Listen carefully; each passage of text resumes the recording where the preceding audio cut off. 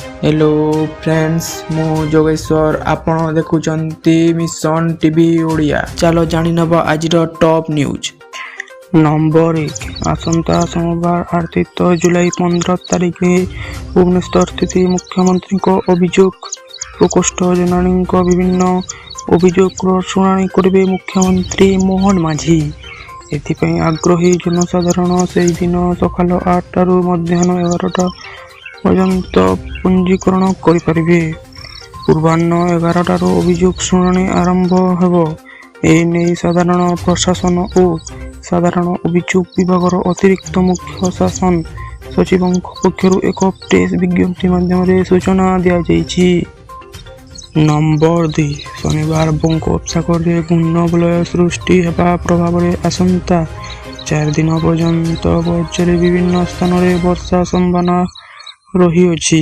आंचलिक पाण विभाग पक्षर पूर्वानुमान करा जायछि। उत्तर पश्चिम बंगोपसागर एवं ओडिशा उपकूल में जुलाई 15 सुधा लघुचाप क्षेत्र में सृष्टि होवार संभावना रही। उत्तर पूर्व बंगोपसागर लघुचाप सृष्टि हुई आसंता 18 किंबा 19 तारिख बेलू अवपातर रूप नेवा सह 20 तारिख मध्यार उत्तर ओडिशा उपकूल अतिक्रम करिबो।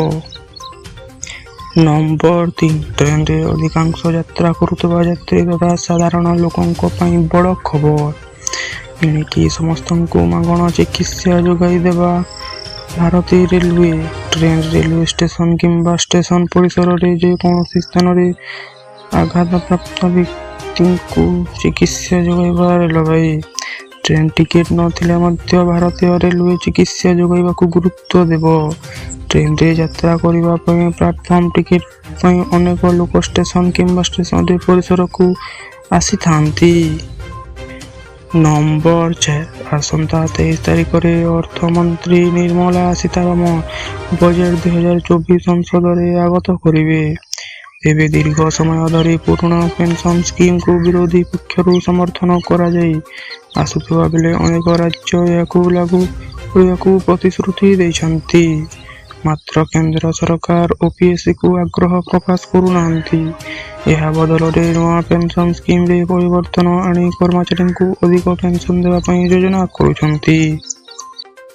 नंबर 5 चतुर्थ टी20 मैच रे विजय हासिल करिछि सीरीज हतेछि टीम इंडिया।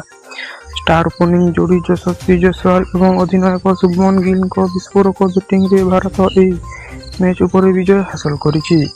एही मैच रे विजय सह भारत टी20 सीरीज मध्य निज नाम रे करिछि।